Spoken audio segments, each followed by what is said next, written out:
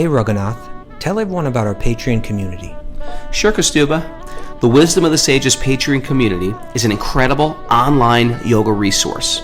If you like the type of yoga wisdom and culture we share on the show, then our Patreon community is a great next step. This is a listener-supported podcast, and any level of sponsorship will unlock a wide range of live and archived classes, talks, and even workshops. Raghunath teaches, I teach, and we have a host of other excellent teachers on topics ranging from yoga philosophy, asana classes, storytelling, Ayurveda, kirtan, cooking, meditation, and a lot more. We even have an incredible online Bhakti 12-step recovery group.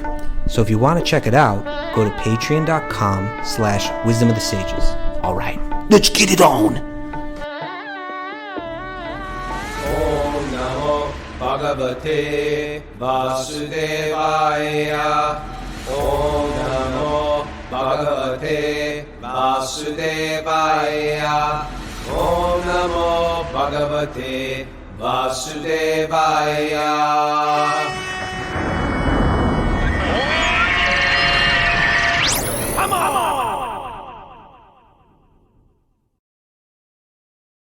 Live from Super Soul Farm, this is Wisdom of the Sages, a daily yoga podcast with your host, Rahugana, and co-host and senior educator at the Bhakti Center in New York, Kastuba Das. Welcome to the show, everybody. Welcome to Monday. It's Monday morning, day after Easter. Back here at 6 a.m. after a long drive back from Brooklyn. I fell asleep in the car. Mary drove the whole way. And we had a good little Easter gathering with my brothers and sisters and mother. How was your day yesterday, Kastuba? Did you have a bonnet on for the Easter parade? I did not, but I did see, it's not really a parade. They just kind of shut down Fifth Avenue a bit. It's not a parade. You're supposed to wear a bonnet. That's the parade, I think. There were people with bonnets out there. But I popped into the St. Patrick's Cathedral there, just checked it out a bit. And nice. Good for you. yeah, I mean, I didn't do a big thing. just popped in there, that's all. Right. Since you asked. But I will say that Bhagavatam accountability, both me and Mara were exhausted, and it's just like, you got to get up and do the Bhagavatam. The accountability is so good because there was no way I would have woke up today. What time did you get in?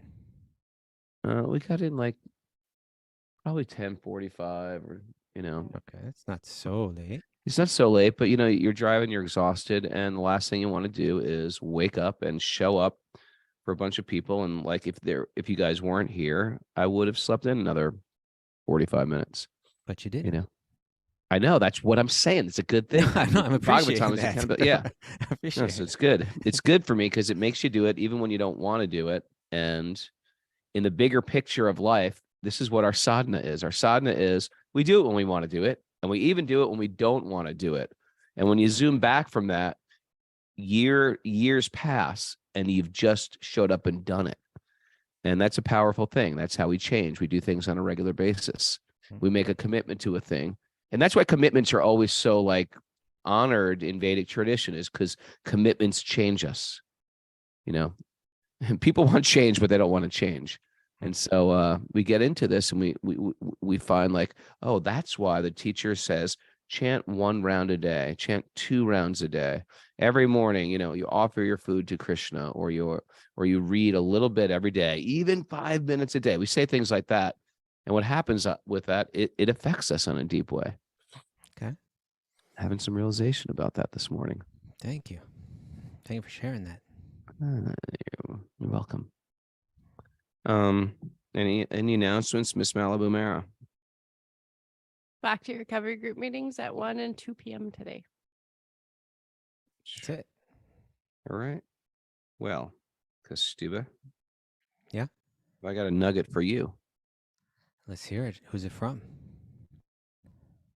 David Wallace. David Foster Wallace. Is David Wallace the guy from The Office? This is somebody else. This is a different David Wallace. Okay. This is David Foster Wallace. I was like, are you quoting The Office? Okay. The truth will set you free, but not until it is finished with you. Yeah. What do you get from that? What do I get from it? The truth will set you free, but not I get a few things from it. I thought this was very interesting, you know, not because until it's finished with you. well, you know, that while you're on your ecumenical interfaith Ecumenical. you know, Yeah. but this is a biblical quote, the truth will set you free, right? That's Jesus Yeah. said this, right? So you shall know the truth, and the truth shall set you free. But when I heard this, I thought on a couple levels this is really important, because it's not just knowing the truth. You have to engage with it, right? I think that a lot of times when we come to like almost any insight, but what to speak of like spiritual or religious or whatever you want to call it, kind of insights, we hear them, we take them in, even if it's things like insights into like personality types, different things like that. We get that truth, and then we were like, oh, I've got the truth, and we kind of wield it against other people and their shortcomings. Oh, very nice. I like where you're going with this. You know, Please yeah. continue. So like, for instance, we may connect with truths like, say, from Srimad Bhagavatam or Bhagavad Gita. We may learn about how the mind works. We may learn about attachments and how they warp our vision. We may learn how they affect our behavior and so on. And then we may begin to see it everywhere and everyone except ourselves, right? Right. Yeah. Yeah, I love that, because I was, animal rights activist, a straight edge activist. I started getting into natural foods and natural diets, before I got into bhakti, in my teens and early 20s. But when I got into bhakti, it started working on, no, you, not them, you. Now you Right. control your senses. Now you control your belly, control your thoughts, control your sexual desires. And I remember being in a kirtan. I get my deepest realizations and my doubts and my overcoming my doubts in a kirtan. Everyone else is dancing, singing, and I'm like standing there like paralyzed, like with the devil and an angel on my shoulders arguing. So the devil's saying, what are you doing here, man? What the hell are you doing here dancing around with these guys? Go out and enjoy the world. And then the angel's like, you're dancing and singing. What's more enjoyable than this? This is enjoyable. And then the devil's like, yeah, there's other fun things to do. And then the angel saying, like, what? Go choose it. And then the devil's going, he's like, you didn't sign up for this. And the angel says, you actually did sign up for this. This is what you actually signed up for. You got on your knees many times and prayed, please give me truth. Now, I know the truth didn't necessarily, you didn't pray for the truth to come in this package where you're dancing around in a row with a bunch of guys with shaved heads, waking up at 4:30 in the morning, controlling your tongue, belly, and genitals. You didn't pray for that, but you prayed for the truth. And this makes the most truth as anything you've ever heard out there. Controlling you is the work, not controlling and shaming the rest of the world. And I was like, this hurts, because the truth is working me. And I wanted it. I actually prayed for it. And now I'm trying to like wiggle out of it, because it takes some work. And what it's really is, you hit it on the head. It's confronting to you. It's confronting to your ego. I can be the greatest altruist with a massive ego, right? Yeah. And this takes the microscope and puts it right back on me and my shortcomings. And how can I work in this world as a servant, really focusing on my issues and not everybody else's issues? That's what I found. That's what I found the biggest 180 flip was. Now it's all about me and my shortcomings. And it wasn't self-deprecating, but it was getting to the bottom of my authenticity. And that was confronting. So the truth was working me over. Yeah, Still does on a regular basis. In one sense, I think we could say that just the path of yoga in general, is about engaging with truth, but engaging with truth in a way where one becomes transformed. And in order to do that, it kind of takes the courage to really confront one's own shortcomings put in the light of truth. Right? Like you gave an example, like you say, okay, you were into animal rights and what else did you mention? Straight edge and all that. Animal rights, clean living, stuff like that. It's very easy just to be the same old materialist I was, but now just a little bit like, I'm better than you because I don't eat this, or I don't smoke this, or I don't consume that. Like it's whether you're talking straight edge or animal rights or whatever, there's truth in those. There's important truth in those, right? Mm. It's important. It's important to be compassionate to the animals. It's important to be a better person by not intoxicating yourself and thereby justifying or opening up your life to all kinds of destructive behavior. So that's truth.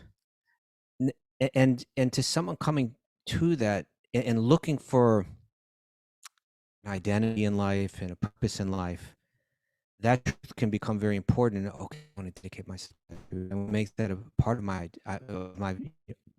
identity and an important part of my life. But even that may just be, in one sense, very surface level, because how deep am I willing to engage with that truth? In other words, let's take animal rights. What is it really about? On the surface level, it's about not buying certain products, not consuming certain things. But when you want to go deeper into it, it's really about compassion and ridding ourselves of the callousness by which we operate in this world and the harm that we do to others. So one that's willing to engage with that truth on a deeper level will point the microscope or the flashlight or whatever you want to call it on themselves still more and try to get right down to the very core. How much has callousness and insensitivity, cruelty penetrated my being? How deep do I have to go to rid myself of it entirely? So the truth will set you free, but not until it's finished with you. Not until you get, not until you.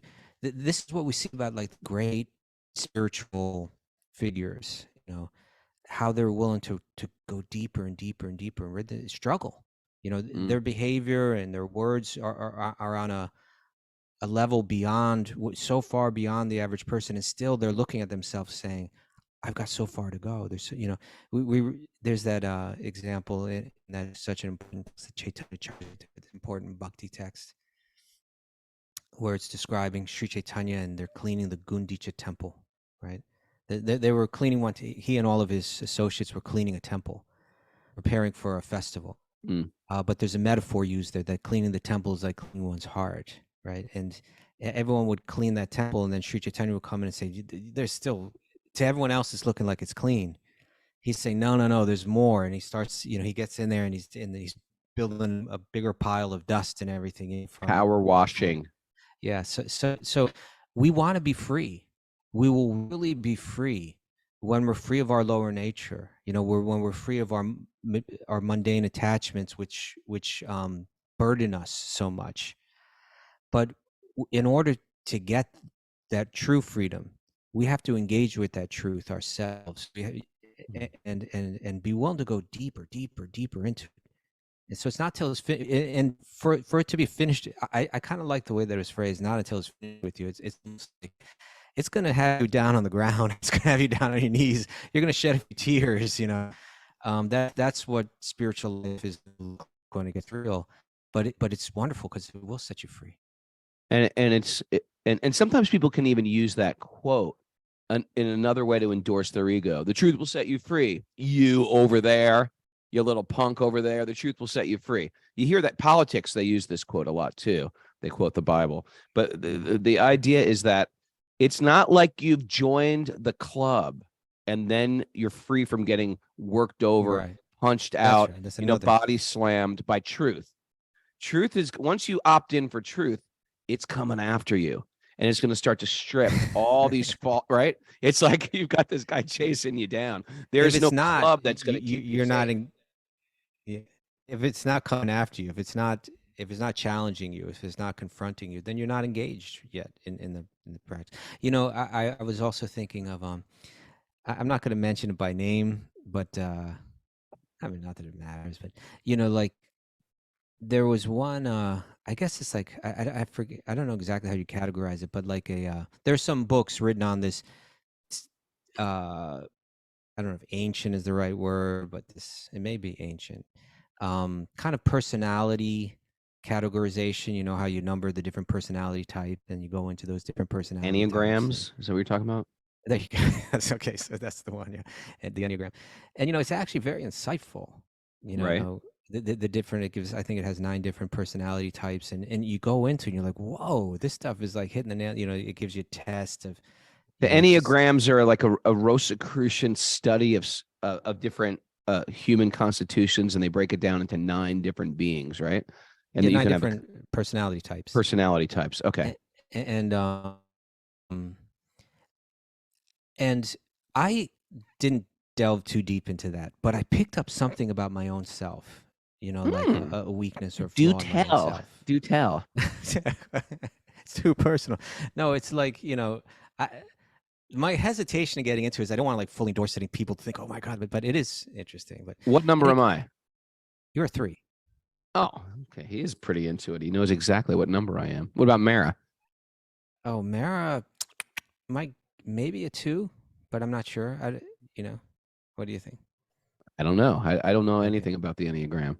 Okay. I just know of it. Well, I'm a 1, and What's a 1's personality?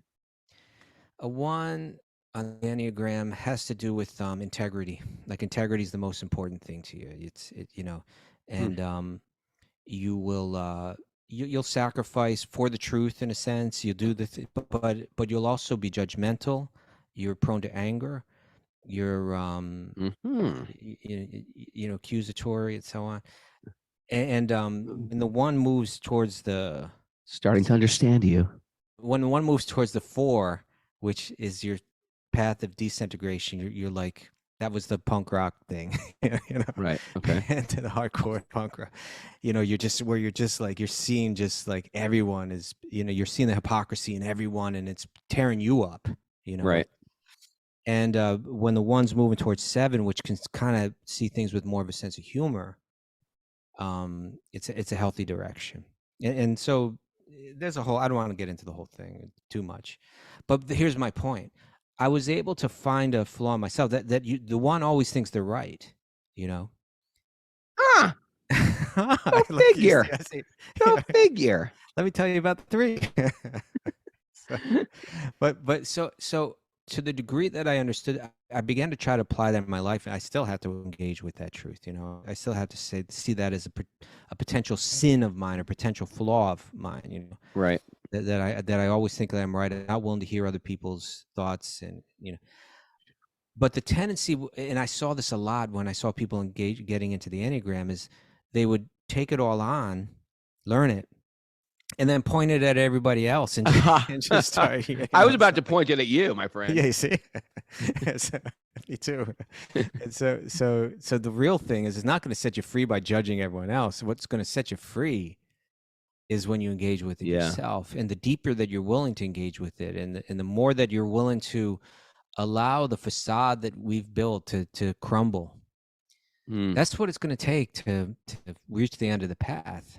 To allow that facade to crumble, to be willing to be embarrassed, to be willing, to shed a few tears and let it all go, and then it will set us free. Yeah, there's no easy way out of this. It would be nice if it was just like, I believe, because Stuba, I believe, you've been telling me all these years. Now I believe. Now I'm saved. It would be great if it was that easy. I just have to like cross over this line, put my hands in the air, anything, take a communion wafer, whatever it is. But it's really a moment to moment challenge of, am I the center, or am I here to serve the center? Right. And to the degree that I'm convinced that I'm the center, get ready to be broken down. And that's the path. It's very real. It's very real. That's the truth. And it will set you free, but not until it's done with you. Yeah. That's a great quote today. Yeah, I like that one. Thank you, Mr. Nugget Man. That's a good nugget. Sing me a song, I'm the Nugget Man. Okay. We're all in the mood for a melody.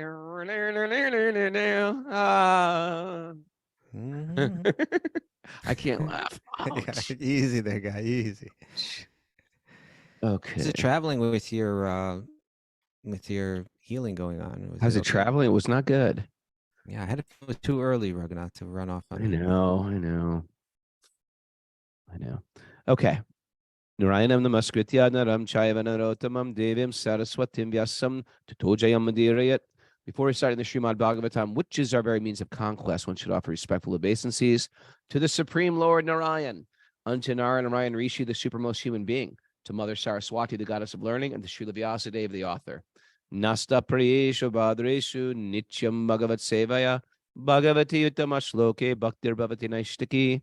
By regular attendance in classes in the Bhagavatam and by rendering service to the pure devotee, all that is troublesome to the heart will become eradicated, and loving service to the Supreme Lord, who is praised with transcendental songs, will be established as an irrevocable fact.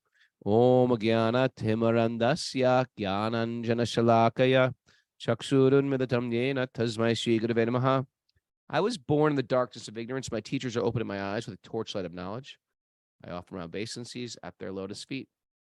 Reading from the Srimad Bhagavatam, Canto 5, Chapter 10, text 14. Text 14. So the king was up on his palanquin, Rahugana. Oh, He's wow. getting carried around. This was like years ago. It was a couple days ago. Jada Bharata was carrying it, but because he was looking out for all the different ants, he was carrying it in a way that was making it a rough ride for the king. The king, looking down from his palanquin, Raghunath, began to insult and with sarcasm the saintly Jada Bharata. Mm-hmm. And then Jada Bharata, who appeared like a mute, ignorant, dullard, spoke, opened his mouth, and just started dropping the truth, right? Truth bombs. He was Truth he was bombs on hitting the with some king. truth bomb. He was doing it, and we're going to see, I think, with this last verse, we're going to see that he does it with or maybe we saw it in the last verse. He says, like, he dropped his truth, and then he said, but you can take it, accept that or not. If you want me to keep carrying this palanquin, I'm willing to do it. Just tell me what you want me to do. He dropped the truth. He wasn't trying to embarrass. He wasn't trying to, he was just saying it for the benefit of the king. Really. Right. He wasn't like, he was dropping the truth, not to like shame him, but just like, well, okay, but this. You're misunderstanding things. Yeah. Isn't it amazing that, like, when you're actually a great soul, you speak the truth just for the sake of the truth, not to win an argument. Raghunath, I watched a film yesterday. What did you watch? It was a film about Joan of Arc. Look at you. It was, I don't really know what to make of Joan of Arc. Mm-hmm. I don't know if history will tell us enough about her that we can really understand who she was and all that. But the way that she was portrayed in the film, and I suppose, to some degree, the way that she was. Have you ever met like a person that's like so spiritual that they're like radical? They're like reckless almost, I've met some of the, and they can be tremendously inspiring. Sometimes these people get a little crazy around them. Yeah. But they can be tremendously inspiring, And so she appeared to be like that. Like she was having these visions, and she just kind of like walked into like the future king's whole assembly and said, God's telling me, do follow me, and because the British had invaded and they were wiping out the villages, and the way that it was portrayed in the film, these invaders kind of like killed her sister. I don't know if that's actually true, if that was just in the film, but she wanted to like free her people, and she felt she was doing it on behalf of God, that God was calling her to kind of like liberate those people. But they show her like fearless, right? Like the British are all like lined, their whole army, the massive, powerful army is lined up. And the French are, intimidated by this, but she's like on her horse and she's got her banner, and she rides that horse right up to the British. She calls out, like entirely fiercely, like, she calls on their leader and she says, I'm giving you this one chance, to take your army, turn around and go. And she's imagine what they must have thought. Like, who the hell? What? Who is this girl? And like, a girl on a horse? She's like 17 years old, and she just rides up there with the banner. But she was actually 17. Yeah, that happens a lot when you're 17. Does it? You're ready to take on the world, and you're like, Yeah. Okay, go ahead. Yeah. So, but my point was, she was calling out to them with compassion, in a sense, saying, like, I don't want this battle to happen, and you can turn around and go now. Like, otherwise we're gonna kill you, all. Like that. But my point was, she did it. There was a scene where she came into, like, you see, the future king of France couldn't be crowned because apparently he had to be crowned in the place that was already occupied by the British. Mm-hmm. So they had to take back that city. And so she came into, like, the future king's realm, I don't know what you call it, the retinue or whatever, the king's, all their people, and where he was staying and all that. And she just popped, there was a bit of a prophecy that there's this young girl that's like getting visions from God, and so on. And so she came in there, and they kind of tested her, and they found out that, okay, she's for real. And then they said, what do you need? And then she was like, she was ready to lead them into battle, like, that day, and they're like, well, let's take a couple days. It's just, so she said, okay, I need armor, I need a sword, I need an artist and someone to make me a banner, and I need someone that can read and write, right? And so this guy said, I can read and write, who do you want to write to? She said, I want to write to the King of England. I want to give him a chance. And she said it with compassion, like, I want to give him a chance to go back home, and, like, so that we don't have to engage in this, But it wasn't like, we're righteous and you're horrible and evil. And, it was like, she was trying to help him, really, And that's what we see with Jada Bharata here. Although the king had behaved poorly, with arrogance and so on, Jada Bharata's response, it was truth, but it was truth that was spoken with detachment. It wasn't he was wielding that truth to tear someone down. He was speaking it out of goodwill. He was speaking it to help the king. And then at the end said, if you want to keep carrying the power, would you tell me what you want to do? I just want to share that with you, that you're coming from on a place of an interesting side squirrel. She was around about at the same time as Lord Chaitanya. Isn't that interesting? There you go. Interesting. Thanks, throw that out there. Okay. So, in any case, so now we switch back from sage level 3 to sage level 2, and we hear what Sukadeva Goswami, he's narrating this story about Jada Bharata and King Rahugana to Maharaj Pariksit. Now we go back to Sukadeva Goswami, go back to that level. What's he going to say? While you're at it, Mara, can you look up Sybil Luddington? Sybil Luddington. What are you doing? Talking about women riding horses, martyrs, etc. Okay, text 14. Yeah. Sukadeva Goswami said, "Oh, Maharaj Pariksit, when King Rahugana chastised the exalted devotee Jada Bharata with harsh words, that peaceful, saintly person tolerated it all and replied properly. Nescience is due to the bodily conception, and Jada Bharata was not affected by the false conception. Out of his natural humility, he never considered himself a great devotee, and he agreed to suffer the result of his past karma. Like an ordinary man, he thought that by carrying a palanquin, he was destroying the reactions of his past misdeeds. Thinking in this way, he began to carry the palanquin as before." Sukadeva continued. Now hold it. So, whoa, Nelly.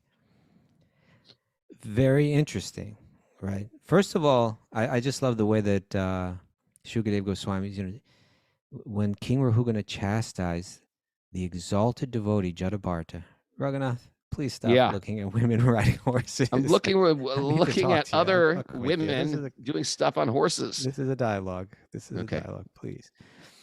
He said that peaceful, saintly person, he tolerated it, right? He tolerated it. and not only did he tolerate it,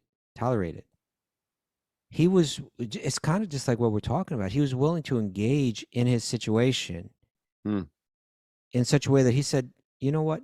Even though this king is being unreasonable, even though he's speaking from a place of ignorance, even though he's insulting me with sarcasm, whatever's put me in this position, I brought upon myself. I accept it. It's a very interesting, there's a lesson there for us, right? And so he picked up that, he picked that palanquin up and he kept walking with it. Right? Mm. Now we're going to get another lesson, because it seems like, okay, this story has like one hero and one villain, right? Right. Like Jada Bharata is the hero, and King was just pompous, Pomp. loudmouth. No. Well, now let's look what happens in this next verse with the king, because he's going to teach us a lesson. We're going to see truth was spoken to him, and he was willing to engage with that truth. Truth. Sukadeva Goswami continued. O best of the Pandu dynasty, Maharaj Prickett, the king of the Sindhu and Sobira states, Maharaj Rahugana, had great faith in discussions of the absolute truth. All right, so he was a faithful devotee. Being thus qualified, he heard from Jada Bharata that philosophical presentation, which is approved by all scriptures, on the mystic yoga process, in which slackens the knot of the heart. I love that expression, the knot of the heart. Yeah. The knot of the heart. His material conception of himself as a king was thus destroyed. He immediately descended from his palanquin and fell flat on the ground with his head at the lotus feet of Jada Bharata in such a way that he might be excused for his insulting words against the great Brahmana. He then prayed as follows. Okay, let's check this. Let's check this out. I like what you're saying. I like that. What you mentioned, that Hridaya Grunti. Hridaya Grunti, the knot of the heart. It's the knot of the heart that's tying us to the material body as our conception as self. The real conception of self is I'm spirit. The false conception of self is I'm this cool, podcast guy, whatever it is. I'm Raghunath. I do a podcast. That's the knot of the heart. Or I'm a dad. I'm a mom. Knot of the heart. And then all the things that you desire, that you hold dear, that you feel like you need for your This happiness. is my home. This is my place. These are my kids. My kid got the honor on the honor roll. It's your right. See bumper sticker. Yeah, and if someone tries to take it away, that's going to hurt. First of all, let's look at some of the language used in this verse. First, it said the Dvijavata, the words of the Brahmana Jada Bharata, the Bahu Yoga Granti Samatam. These were approved, by all the different, it says, was it approved by all scriptures on the mystic yoga process? Okay, so he wasn't just throwing out his own invented philosophy. Right. He's part of a bigger culture. He was a representative, right? He was representing the words the truth that he was speaking wasn't like he invented that truth or discovered it on his own. He was representing it in a way that's been approved for coming down in this lineage. And then, as you mentioned, it said it Hridaya Granti Mochanam. It really means it eradicates the knot in the heart. Right, like we're reading, the truth will set you free, but not until it's through with you. It's like there's a knot. Think of it. It's a very interesting metaphor. A knot in the heart. What does the heart mean? Our desires, what we hold most dear.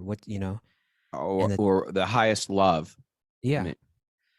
And then there's a knot in our heart.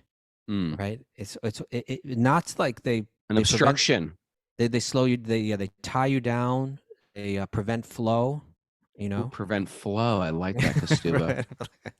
Like if there's a knot in a hose, right? It doesn't flow. It's a kink. A kink.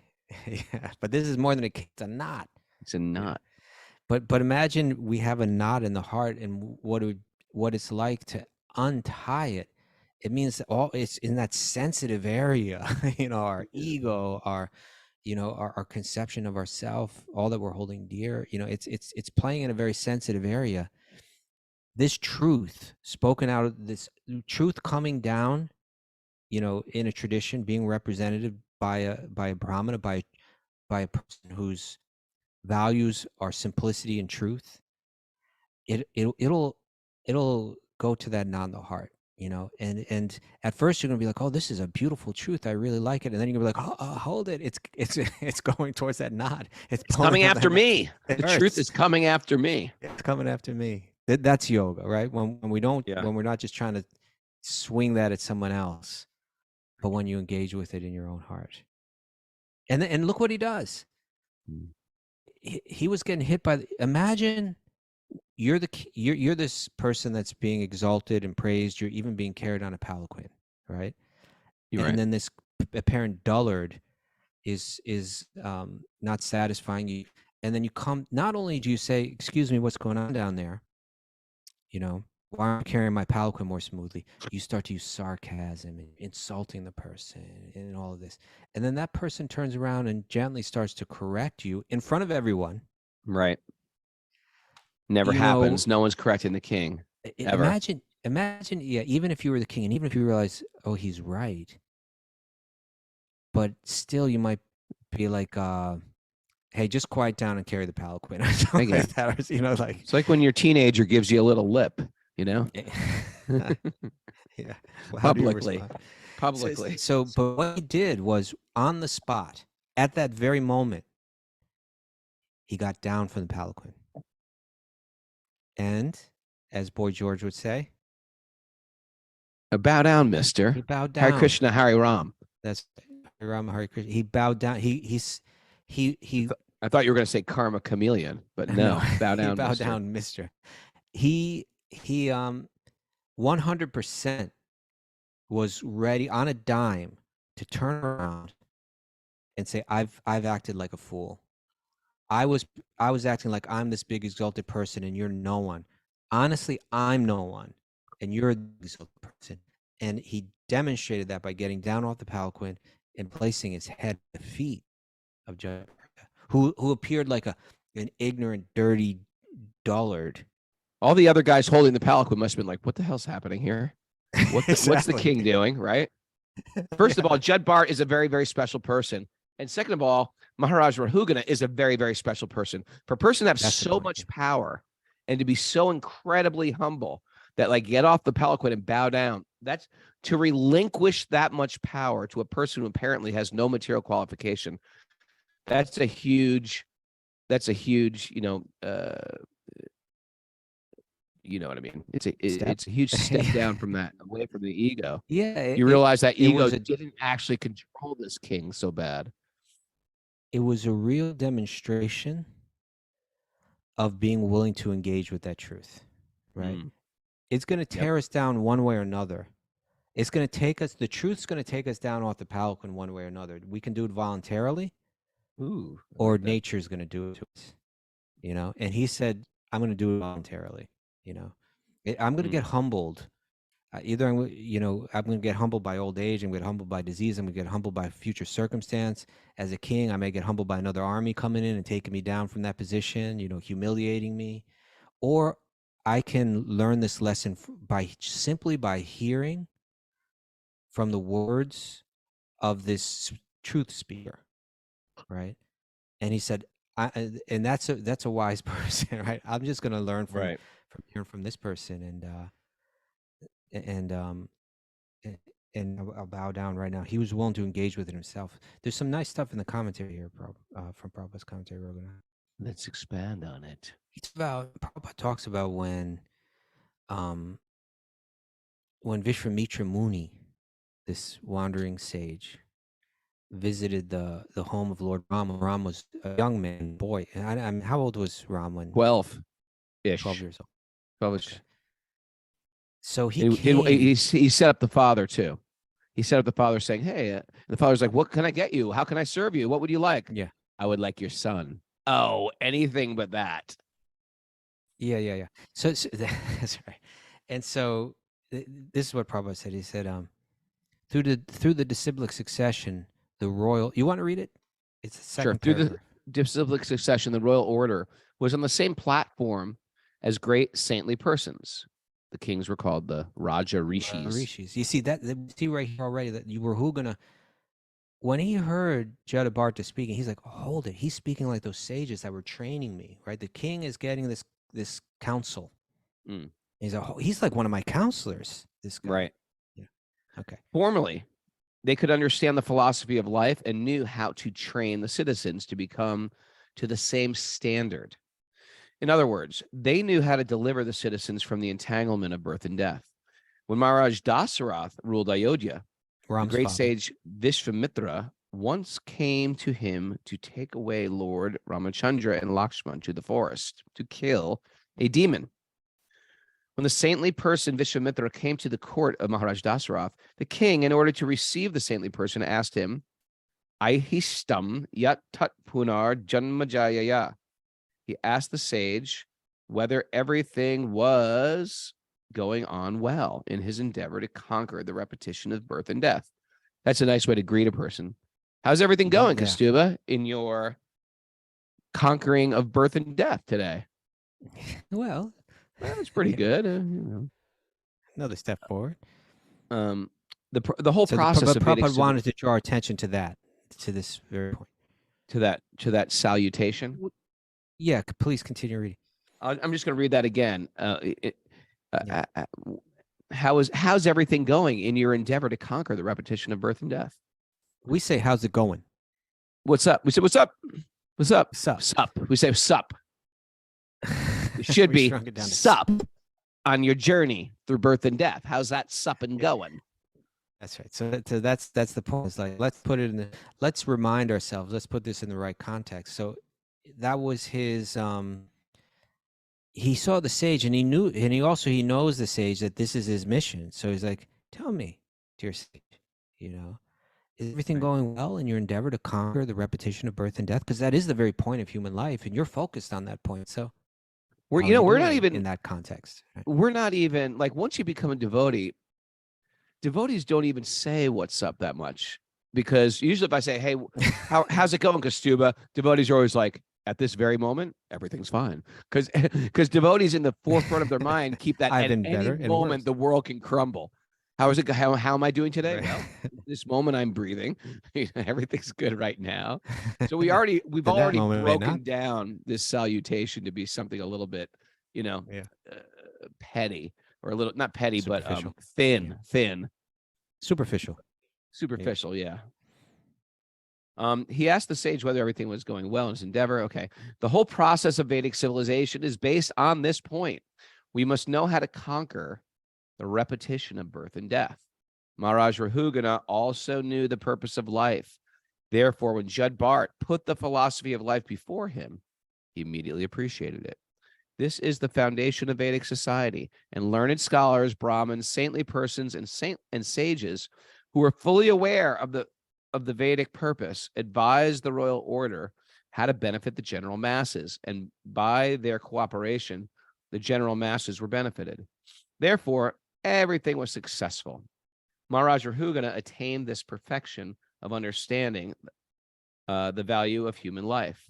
Therefore, he regretted his insulting words to Jada Bharata, and he immediately descended from his palanquin and fell down at the feet of Jada Bharata in order to be excused and to hear from him further about the values of life known as Brahma Igyasa, or the inquiry into the absolute truth.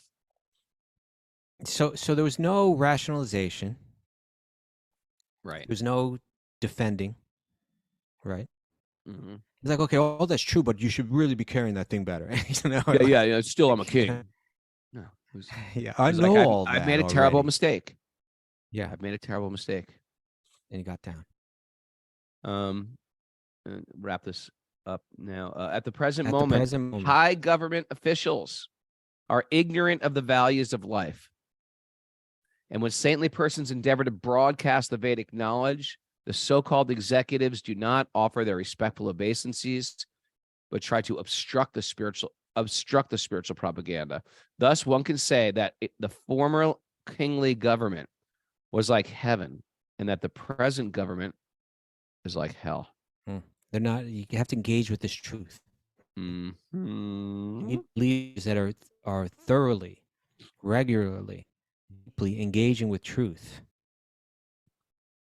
Otherwise, all their attachments will, the knots in their hearts will dominate their decision making. No compassion. I like that. Yeah. Okay. So right. We've got to tip our hat to Maharaj chapter, man.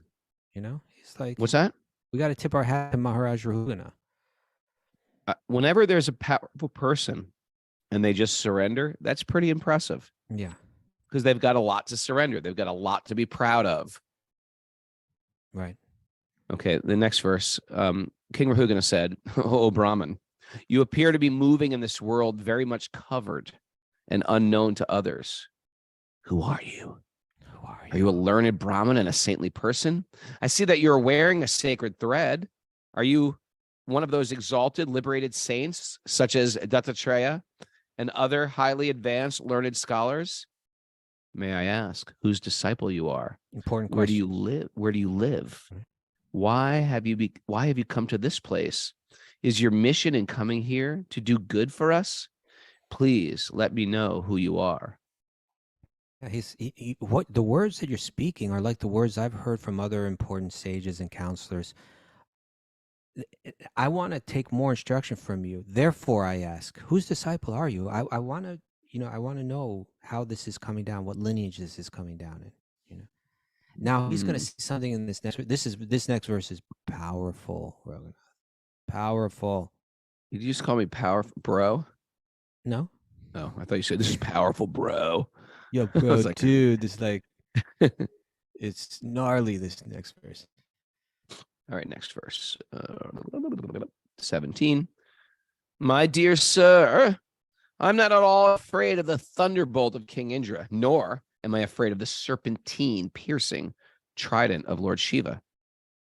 I do not care about the punishment of Yamaraj, the superintendent of death, nor am I afraid of fire, scourging sun, moon, wind, nor the weapons of Kubera.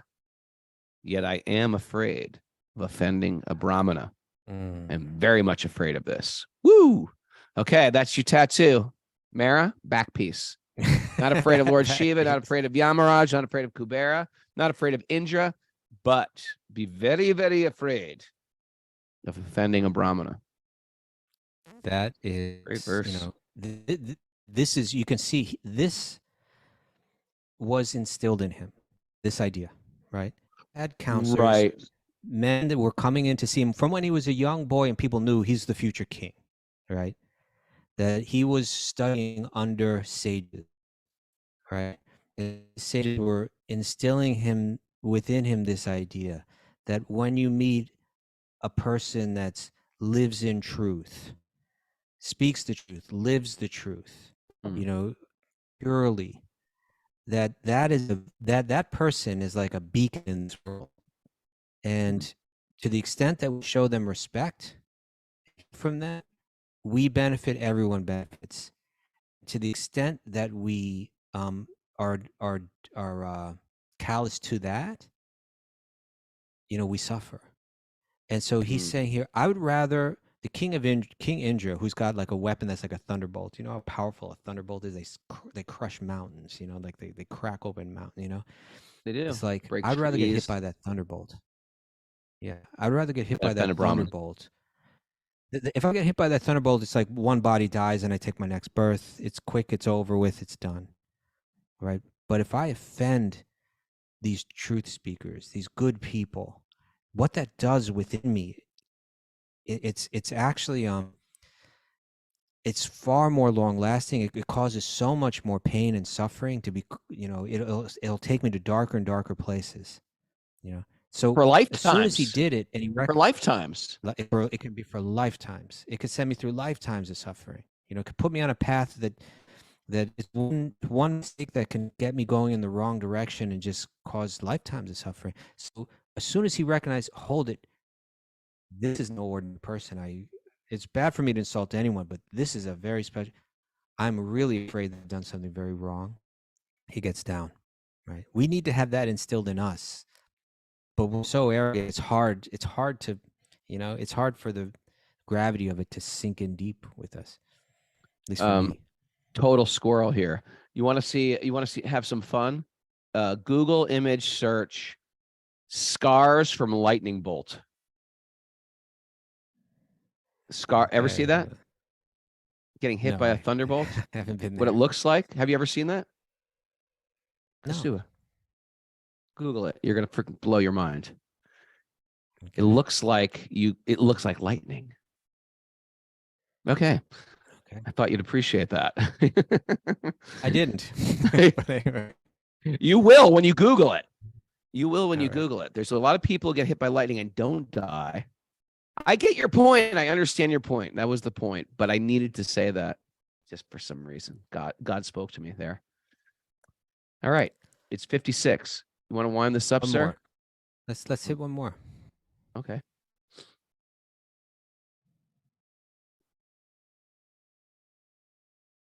Text 18. My dear sir, it appears that the influence of your great spiritual knowledge is hidden. Factually, you're bereft of all material association and fully absorbed in the thought of the Supreme. Consequently, you are limitedly advanced in spiritual knowledge. Please tell me why you're wandering around like a dullard. A great saintly person, you have spoken words approved by the yogic process, but it is not possible for us to understand what you have said. Therefore, kindly explain it. He wants him to go further. Tell me more. Tell me more. He was trained in all the right things, who to respect. Yeah, he developed some bad habits, but then he immediately corrected. He did autocorrect. It's hard when you're in the position of power not to become arrogant, right? Right. It's we do need to be a little bit understanding of that. It's like it's very hard when you have when you're in that role. It's not an easy role. You're making all these decisions, and you got all this weight on you, and you need people to do what you say, and you become intolerant when they don't, and you can make some mistakes, So yeah, he made a mistake, and when he realized who he made it towards, he became all the more concerned. But he got down, I find inspiration in Maharaj Rahugana, and that, like when we started, that the truth will set you free, but not until it's through with you. He was like, okay, what truth is requiring of me right now is to get off this palanquin and bow down to this person who I was just insulting, and to admit that I'm the fool here, not him, right? He engaged with it. Yeah, impressive. You want to do the purport there? All right. Saintly people like Jada Bharata do not speak ordinary words. Whatever they say is approved great yogis and those advanced in spiritual life. That is the difference between ordinary people and saintly people. The listener must also be advanced to understand the words of such exalted, spiritually advanced people as Jada Bharata, right? Sometimes saintly people can speak, but if you're not like in tune with what they're saying, it's just sort of like, what's this guy saying? It goes right over your head. Bhagavad Gita was spoken to Arjuna, not to others. No offense to the others out there. It was not to other people. Lord Krishna especially selected Arjuna for instruction. It was spoken to Zoomers, not the others. Lord Krishna especially selected Arjuna for instruction in the spiritual knowledge because Arjuna happened to be a great devotee and a confidential friend, right? The receiver makes a big difference in what gets spoken. For sure. You can't give the people who aren't ready to hear stuff. You can't tell them anything. Similarly, great personalities also speak to the advanced, not to Sudras or Vaishyas. What?